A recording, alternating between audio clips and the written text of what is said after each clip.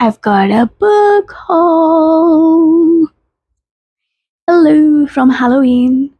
Look at my earrings. I love them.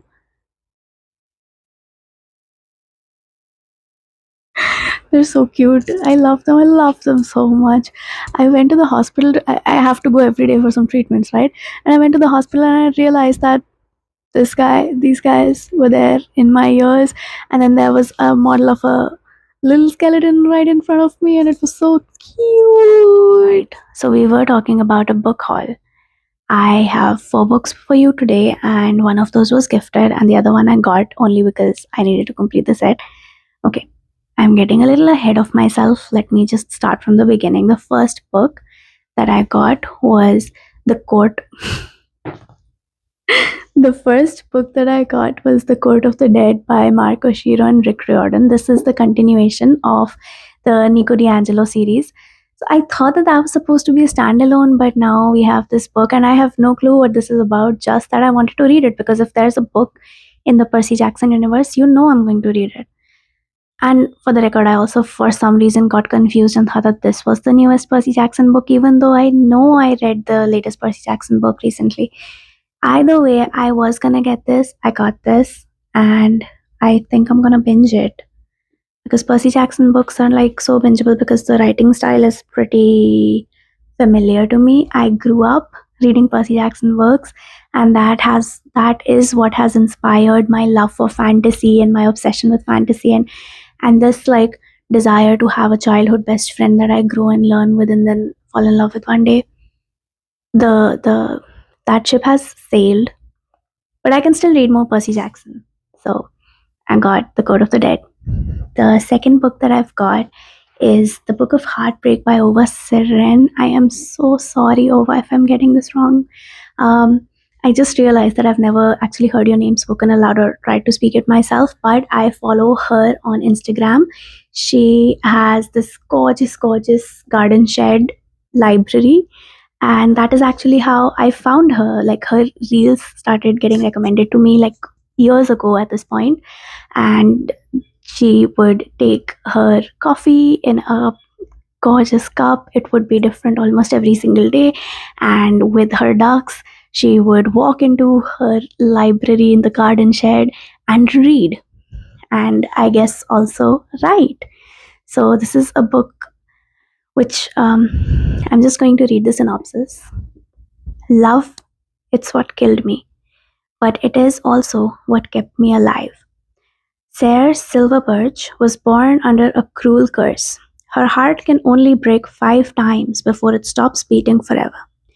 4 fractures already scar her soul. One more will be the end. To survive, Sarah has kept the world at arm's length until the sudden death of her mother shatters the fragile rules she has always lived by.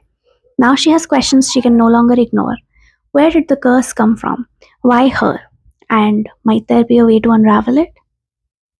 Her search for answers carries her to the ancient streets of Istanbul, where she meets Leon, a mysterious seer who helps her trace the tangled threads of her past.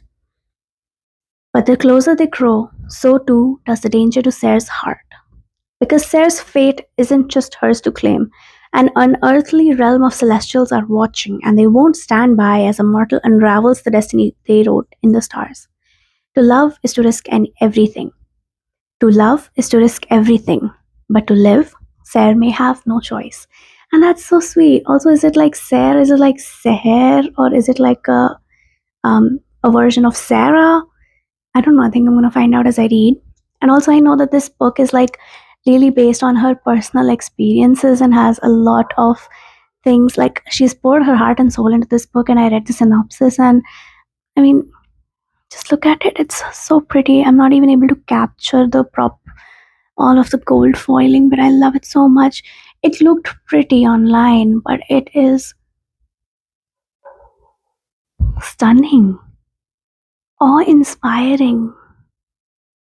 Oh, look at this Nazar amulet thingy. It is broken. It's like shattered. Is my camera getting it? That's a cool detail. Anyway, so yeah, I got the Book of Heartbreak. I'm gonna put her Instagram here, and also like the link in the description of this video, so that you can go and check out her own account and listen to her talk about her own book, because it is all so cool and I'm really looking forward to reading this. I think I'm gonna try to pick this up in November itself. And then I got two more books. One of these, okay, so I read Little Thieves when it was a standalone. I was told it was a standalone. I pre-ordered it and I read it, and then within a few days it was announced to be a trilogy. Like, it I read it because it was a standalone and I wanted to read standalone so that I don't have to buy more books. But I read it and I loved it, and I think it's one of my favorite books. And so I have been wanting to get Painted Devils and Holy Terrors for a really long time, but they are imported. They're not being published in India. Usually, what happens is printers, publishers do a print run within India, and that is why those books are available to us at, I would not say cheap, but affordable. Affordable is also used as at prices that we can still get them for. However, both of these books are imported, so their prices were like, each of these books cost as much as I would pay for like 3 books. So I kept holding on off on getting these books, and that is why someone in my life was able to guess that I don't have Holy Terrors, because I am a notorious person. I buy books often, and it is not that easy to discern which books I may or may not own. However, this person got on and they gifted me Holy Terrors, and oh god, there's a 500-page book. She heavy, she thick, she pretty, and irrespective of my enjoyment of this book, now this book is pretty close to my heart, because a person who I adore and cherish did a lot of sneaky business in getting this copy to me. Anyway, the poor wonderful kind soul did not know that this is the third book and that I don't own the second book. So I got this. I got Painted Devils. So I am going to do a reread of Little Thieves.